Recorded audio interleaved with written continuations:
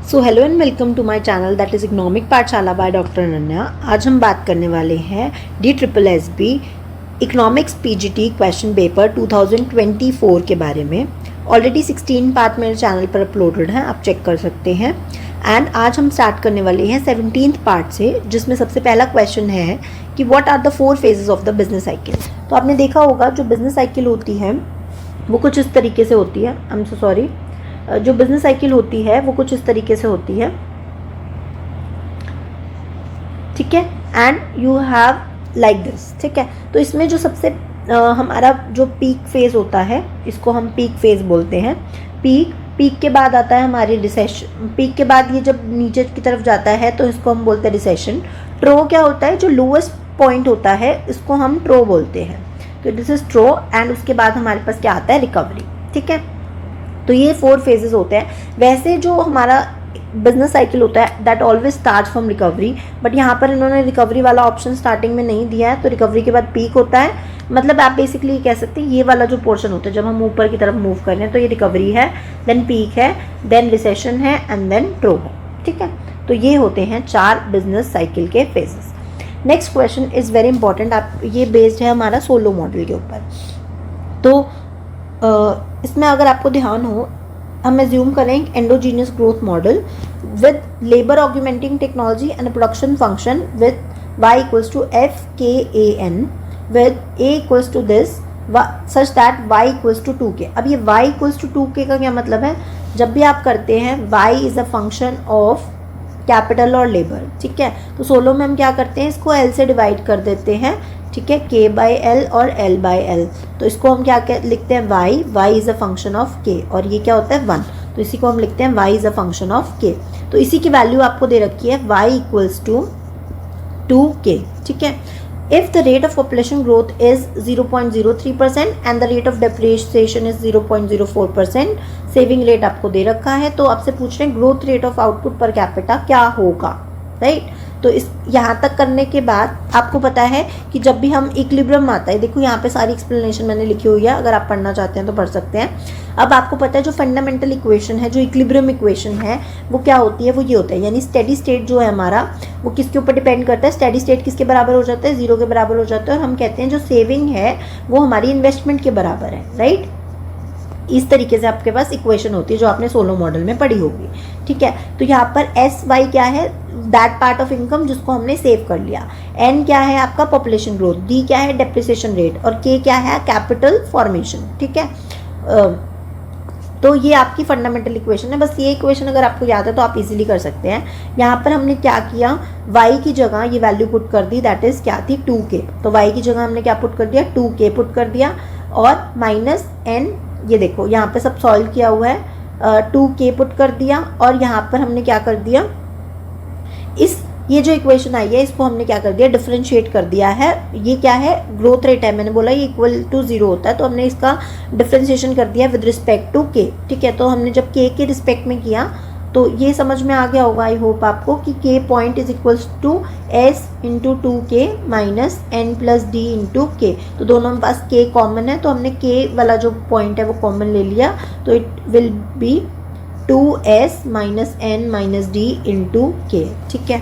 अब आपको क्या करना है, जो भी वैल्यूज प्रोवाइडेड है, अब आप ऊपर देखो सेविंग रेट की वैल्यू दे रखी है, डेप्रिसिएशन की और पॉपुलेशन ग्रोथ की, तो वो सब यहाँ लिखी हुई है।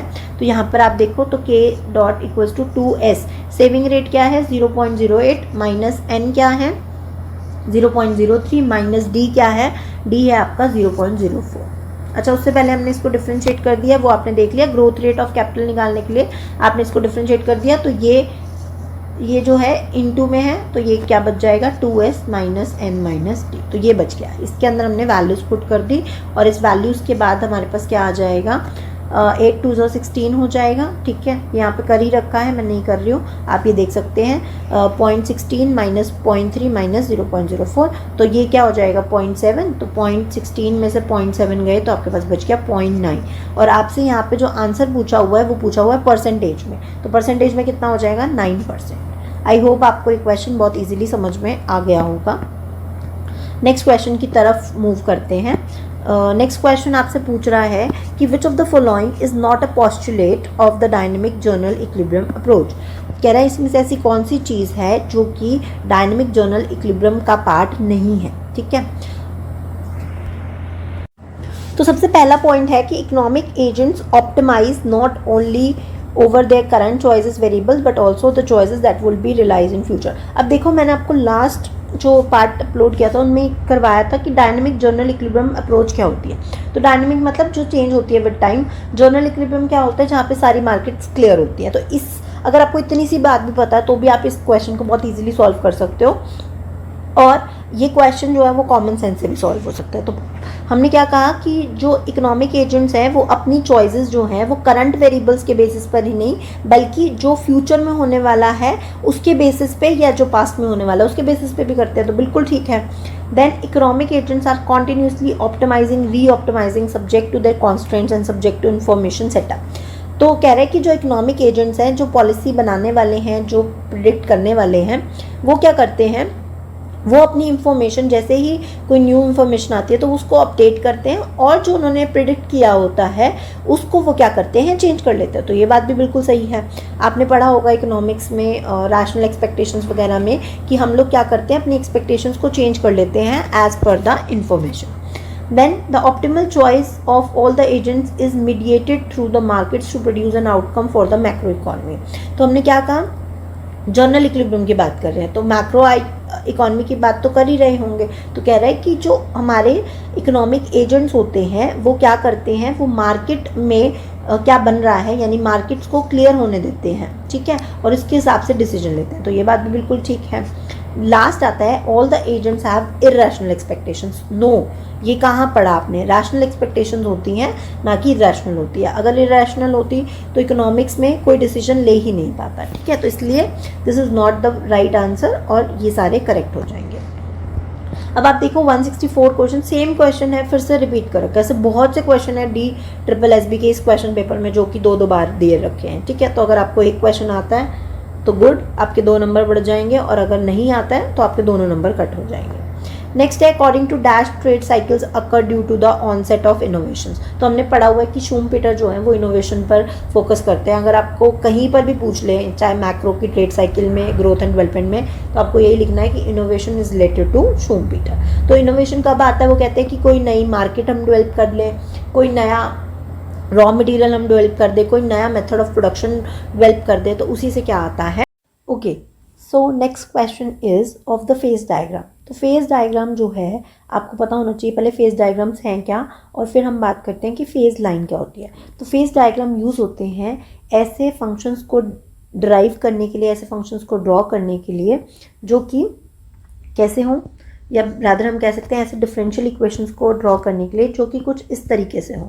किस तरीके से, दैट इज़ लाइक दिस। अब इसका क्या मतलब है, इसका मतलब सिंपली ये है कि ऐसा वेरिएबल हो जहाँ पर जो इंडिपेंडेंट वेरिएबल है, ये हमारा इंडिपेंडेंट वेरिएबल है, ये हमारा डिपेंडेंट वेरिएबल है, एंड किसका फंक्शन हो वो, यानी कि जो डिफरेंशियल इक्वेशन है वो फंक्शन हो डिपेंडेंट वेरिएबल की। For example dx/dt is equals to x into x minus 1। तो ये क्या हो गया, हमारा इक्वेशन हो गई जिसके लिए हम फेज डायग्राम बनाते हैं। तो फेज डायग्राम का काम क्या है, ये ग्राफिकल टूल है, ठीक है, एक ग्राफ है जिसमें कि हम प्लॉट करते हैं एक वेरिएबल को ओवर उसका t टाइम पीरियड पे और t+1 टाइम पीरियड पे, यानी कि उससे अगले साल की क्या वैल्यूज़ रहेंगी उसके लिए हम उसको प्लॉट करते हैं। इससे हमें ये पता चलता है कि हमारा जो वेरिएबल है उसकी मूवमेंट कैसी रहेगी, राइट।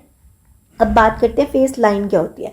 फेस लाइन एक ऐसी लाइन होती है, अगर आप यहाँ पे पढ़ेंगे तो क्या लिखा है, ग्रोथ रेट और the change of variable is 0। तो आप मुझे एक बात बताओ, मैं मार्क कर रही हूँ, क्या हम इस लाइन को फेज लाइन बोल सकते हैं। The reason is why is so the reason, ठीक है। तो रीज़न मैं आपको बता देती हूँ। जैसे कि आप करते थे अपनी क्लास में, आप पढ़ते थे इनकम एंड कंजप्शन, ठीक है, ऐसा कुछ पढ़ते थे और आप ये लाइन पढ़ते थे। तो इसका क्या मतलब होता था कि भाई इनकम और कंजप्शन क्या है, इस पॉइंट्स पर दोनों क्या होंगे, बराबर होंगे, राइट। यही पढ़ते हो 45 डिग्री लाइन का मतलब यही होता है कि हमारा इनकम और कंजप्शन क्या है, बराबर है। जितनी इनकम है उतनी हम कंजप्शन कर रहे हैं, यानी सेविंग हम बिल्कुल 0 कर रहे हैं। यानी कि ग्रोथ रेट अगर हम देखें तो y वेरिएबल और c वेरिएबल की वैल्यूज़ क्या है, एक जैसी है, राइट। तो फेज लाइन वही लाइन होती है जहाँ पर हमारा जो इक्विलिब्रियम कहते हैं वेरिएबल का चेंज नहीं होता, और यही लाइन को हम क्या बोलेंगे, फेज लाइन ए बी। तो दूसरी लाइन देखो, मैं इसको किसी और कलर से मार्क करती हूँ, एक सेकेंड। दूसरी लाइन है बच्चे ये वाली लाइन, ठीक है। इस वाली लाइन को हम क्या बोलेंगे, ये क्या दिखा रहा है, ये बेसिकली शो कर रहा है कि हमारा जो फंक्शन है यानी Y T is a function of Y T plus one, ये शो कर रहा है, ठीक है, यानी डिफरेंशियल इक्वेशन को शो कर रहा है। तो बस आपको इतनी सी बात याद रखनी है कि फेज लाइन अगर आपको किसी भी डायग्राम में ढूंढनी है तो वो लाइन होगी जो कि 45 डिग्री के एंगल पे है, जहाँ पर ग्रोथ रेट या वैल्यूज़ जो हैं वाई टी और वाई टी प्लस वन की क्या होगी, बराबर होगी। आई होप इतनी बात समझ में आ गई होगी। अब तीसरी चीज़, इससे इन डायग्राम से हमें क्या चीज़ पता चलती है, एक और बहुत इंपॉर्टेंट चीज़ पता चलती है, वो ये है कि हमारा जो इक्विलिब्रियम है वो कैसा है, स्टेबल है या अनस्टेबल है। पहली तो ये चीज़ पता चलती है इन डायग्राम से, और दूसरी चीज़ हमें ये पता चलती है, अच्छा अगर हम इक्विलिब्रियम की बात करें तो इस डायग्राम में इक्विलिब्रियम कहाँ पर आएगा, this is the equilibrium point, जहाँ पर दोनों पॉइंट क्या कर रहे हैं, इंटरसेक्ट कर रहे हैं, ठीक है, ओके। तो इक्विलिब्रियम हमारा स्टेबल है या अनस्टेबल है ये पता चलता है, और इसी से हमको पता चलता है कि हमारा जो वेरिएबल है वो ऊपर की तरफ मूव कर रहा है, यानी वेरिएबल इंक्रीज कर रहा है या डिक्रीज कर रहा है। तो अगर आप देखो वाई टी की वैल्यू अगर ग्रेटर होगी वाई टी प्लस वन से, और एक केस हो सकता है ये, तो अगर वाई टी की वैल्यू बड़ी है वाई टी प्लस वन से तो क्या होगा, तो ये प्रॉब्लम आएगी कि प्रॉब्लम नहीं, आई मीन टू से ये होगा कि वाई टी जो है वो, यानी पहले वाली वैल्यू फॉर एग्जांपल 5 है और ये 4 है, यानी कि वेरिएबल में कोई ग्रोथ नहीं हुई, रादर अगले साल में वेरिएबल डिक्रीज हो गया तो ये डिक्रीज हो जाएगा। और अगर मान लो वाई टी की वैल्यू 5 है अब 6 हो गई तो हम क्या कहेंगे, हमारे वेरिएबल की वैल्यू क्या हो गई, इंक्रीज हो गई। ये पता चल गया। दूसरा स्टेबिलिटी और अनस्टेबिलिटी कैसे पता चलती है, अगर ये जो इक्विलिब्रियम है, आपने माइक्रो में पढ़ा होगा स्टेबिलिटी के बारे में। अब ये दो डायग्राम्स है, ये दो लाइंस हैं, ठीक है, और हमारा इक्विलिब्रियम किस तरीके से मूव कर रहा है, ये देखो, ये लाइन ऐसे फिर ऐसे फिर ऐसे और ऐसे, इसका मतलब हम क्या कर रहे हैं, we are getting closer to our equilibrium, यानी कि कैसा इक्विलिब्रियम है, स्टेबल इक्विलिब्रियम है। अगर ये कुछ ऐसा होता, लेट्स से यहाँ से मीट करके वापस आ रहा होता या डाइवर्ज हो रहा होता, तो हम कहते हैं कि अनस्टेबल इक्विलिब्रियम है।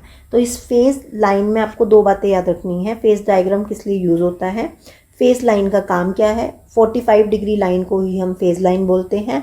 और यहाँ पर अब अच्छा तीसरी चीज़, यहाँ पर आंसर क्या होगा, व्हाट इज़ द आंसर, यानी कि कौन सी लाइन जो है वो हम कहेंगे यहाँ पर फेज लाइन है, वो तो हमने बता दिया कि ये 45 डिग्री वाली लाइन है। लेकिन आंसर में क्या होगा, तो इन्होंने यहाँ पर बच्चे आंसर में लिखा हुआ है y1 minus C, y1 minus C, but क्योंकि यहाँ पे नोटेशंस क्लियर नहीं है, एक ये भी सी है एक ये सी है, तो वी आर नॉट श्योर ये कौन से वाले सी की बात कर रहा है, तो इसलिए ये जो आंसर है मेरे अकॉर्डिंग सही नहीं है, ठीक है। जबकि सिमिलर क्वेश्चन इन्होंने नीचे भी दे रखा है, यहाँ पे भी इन्होंने सही सेम ही मार्क किया हुआ है y1 माइनस ई, जबकि इसका कोई लेना देना नहीं है इससे, इस तरीके से कोई लाइन भी नहीं बन रही है।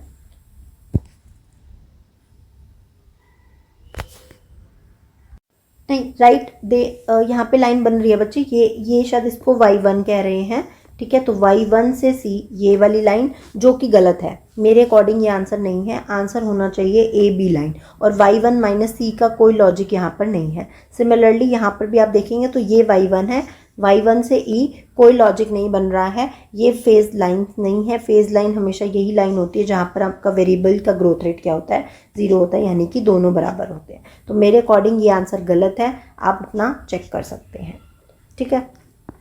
Next question, moving on to the next question. इसमें से कौन सी अजम्पशन है जो कि सोलो के मॉडल में नहीं है, CRS है, परफेक्ट कॉम्पिटिशन है, कंप्लीट इंफॉर्मेशन है, लेकिन एक्सटर्नैलिटी जैसी कोई भी अजम्पशन यहाँ पर नहीं है, तो राइट आंसर हो जाएगा एक्सटर्नैलिटीज।